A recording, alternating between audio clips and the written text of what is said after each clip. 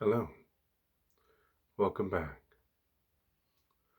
Today I'm going to continue reading from my book, Sparrowmancer. I'm going to hold it up and it will be reversed. I'm aware. I will put a link below to where you can buy this book and the two sequels that are also available. I released Sparrowmancer 3 January 1st this year. It is my final book, and I hope that you will read the whole Sparrowmancer series. So, we were on chapter 6. That is where we will continue. 6. Light came into the dark. The two mixed and became gray, and the gray filled a near infinite space. The gray became a medium. Shapes rose from it, fluctuating shadows, people and places. The desert, the green lands, a cold lab, and a warm fluid tank. Apple, Toa, the Naveb boy with the harlequin green eyes, and Wren. It was a new world of old things, a gunmetal diagnostic null space, trying to give birth to real form. Warnings orbited, and then blinked away. Then the gray became white. The light left the dark, and the whole process began again. Sparrow was offline. His consciousness was rebooting. This necessitated a suite of processes that had to unfold slowly. Awareness of the process took a back seat to memory continuity.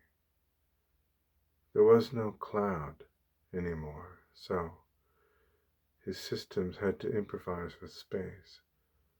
Sparrow didn't drift through his mindscape, and he wouldn't have any memories of the partitioning.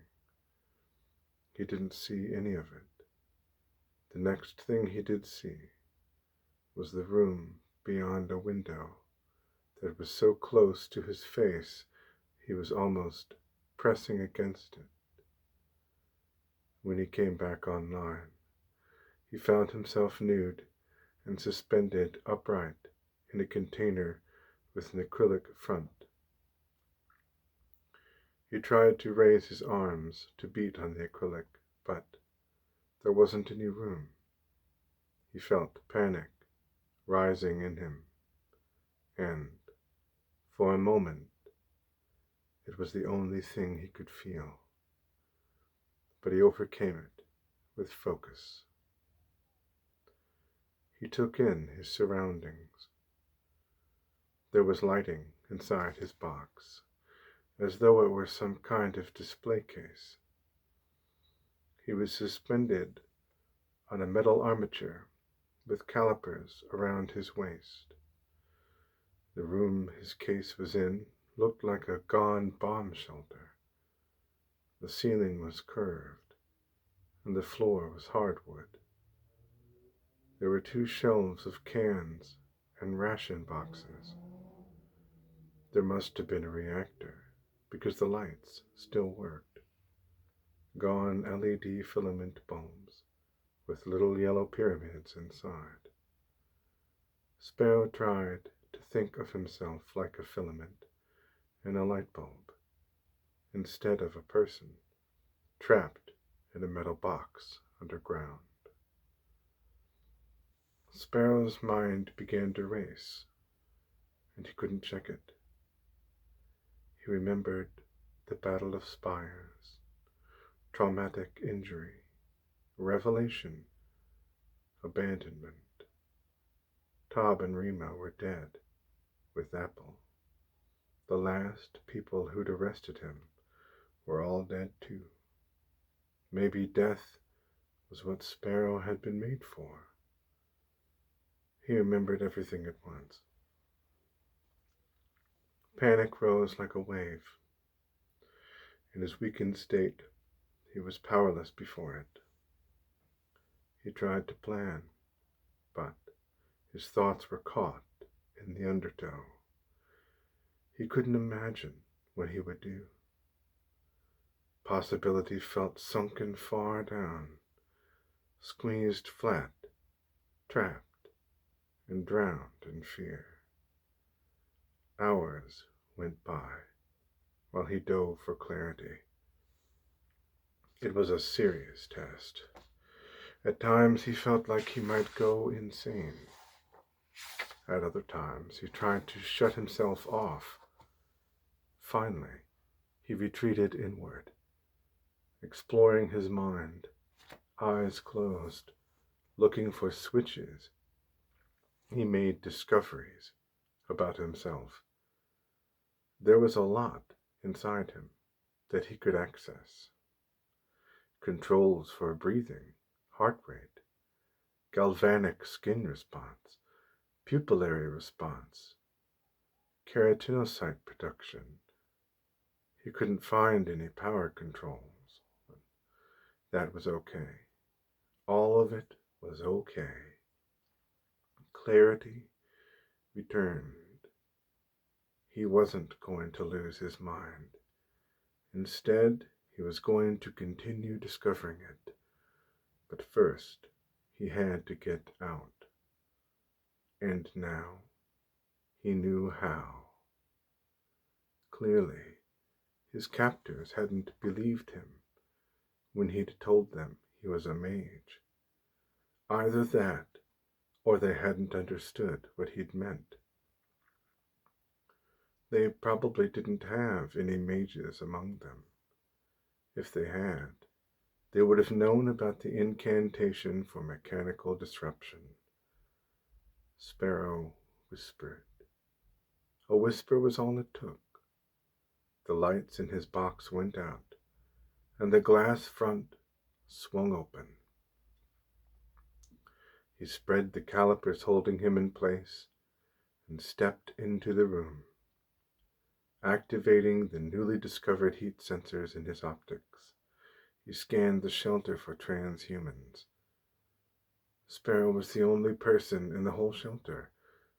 He walked out through shotgun holes, past bunks and shelves, and corridors going deeper into the ground. Down one of these was an insulated armory. Sparrow went into it and collected a bandolier of energy grenades. He thought of the dead Navab. He knew exactly what he wanted to do. Certainty kept panic at bay, grim as it was in this instance. Sparrow found a blessed detachment. That was where his salvation was. He reached a ladder and looked up it. He could see the waking stars, the night sky. The hatch above was open. Someone was coming back, sure that he couldn't get out. There was probably a guard at the hatch. Another heat scan confirmed this. Sparrow crouched in an alcove beside the ladder, spoke an incantation for concealment, and waited for someone to climb down into the bomb shelter. After a few minutes, Pancho appeared. Gears was with him. All the head-banded clip leaders came down together. They didn't close the hatch. They weren't planning to stay long. They were there to see the ascendant, no doubt. None of them did for the rest of their lives. Sparrow hesitated before speaking the death incantation, but only for a minute. Clarity won over doubt. He should have done this during the Battle of Spires. He should have used the incantation of mechanical disruption to shut down all the black chassis, but he'd been too afraid of the tremendous consequences. He knew that darkness would hit him harder than he'd ever been hit, and he was terrified that the harrowing would crush him to death. But he acted anyway. Poncho and his compatriots died. They fell on each other in the hall and were nothing. Everything they had seen, done, or wanted, every precipitous moment in their lives, disappeared without a sound. The ether howled and shook. Sparrow climbed the ladder. The guard above was dead too, killed by the death spell. She was just a girl, no implants in her, wearing scrounged clothes. Her hair was green and braided, and her skin was perfect. Sparrow shook his head. It hurt to see her lying there with nothing left in her anymore. No fire of life moving her, feeling, dreaming her dreams. She was an object now, but thinking of her that way made Sparrow feel sick to his stomach. He was himself an object. That was how Jory had treated him. Caught in people, Sparrow said. But he was out now. He took the guard's rifle, pants, socks, jacket, and boots. There was a ripcord on the bandolier. Pulling it popped all the pins on the grenades at once. Sparrow pulled it and dropped the bandolier into the bomb shelter. Then he ran, pushing himself as hard as he could. His new leg held. When the grenades exploded, he was halfway to the tin sheet shack to which the transhumans had taken leech. The explosion would draw everyone. He needed to get all the flesh things in one place. Then he could do what he needed to do. The concealment spell dissipated when Sparrow was crawling through the dirt on the way to the tin sheet shack. By that time, a crowd had gathered at the smoking bomb shelter. Explosions continued as the armory burned. Sparrow hoped that everyone was there in the gulping crowd. He hoped the night would wrap him up as it always did. He and the night were old friends, and it loved him. He whispered to it, asked it for protection, and he thought he heard it respond. Deep in his digital brain, in the gray spheres of complex calculation he was still discovering, he felt the night promise never to leave him. Sparrow made his way to the tin sheet shack. There was something new inside him. He felt connections he'd never known were possible. He continued to explore them as he ran, probing his potential, doing diagnostics. There was a new kind of control available. He dilated his pupils to let in more light. When he reached the shack, he heat-scanned it. There were 18 people crammed into that small building with one guard at the door. Sparrow came around the corner of the shack and put a particle slug through the guard's sphenoidal sinus. He'd stayed at his post while others had run to see the fire. commendable dedication for a soldier who was, by his dress, almost certainly a conscript in off the wastes. Sparrow took a key ring from the pocket of the guard's trackbands. The shed's roof was lashed on. Bungee cord seemed to be crucial to the building's structural integrity. Sparrow could have cut it apart and kicked it down. Instead, he let himself in with the dead guard's key. It was hot and dark inside. There were prisoners crowded together in tiny cages, barely able to spread their arms. 2 were Naveb, and some were from Spires. There were children, too. Sparrow unlocked the cages and led the prisoners out. Most of them scattered into the night. Others fell on the ground, crying. The Naveb cowered like rabbits. Sparrow helped them up and led them out. Leech was one of those who ran. He disappeared with the Spires group and said nothing to Sparrow. That was okay. Sparrow didn't blame him. They who were to blame were dead already. Sparrow counted himself among them. Sparrow brought the Naveb to the motor pool, where he found his hoverbike. He intended to steal a truck, but the Naveb refused to get into the machine. He fled with them on foot, pulling his bike behind him. They didn't get far before the clips started firing. A pair of hover cars ran out to meet them on the cold shrubland. Sparrow converted his bike and braced himself, his paragun ready, thinking it would never end. His enemies would pursue him across this new land until he fell apart. This was a place of death. In that case, he would stand. A particle bolt hit him in the chest and burned there for a moment. A transhuman fired from the open back of each car. Sparrow switched off his pain receptors.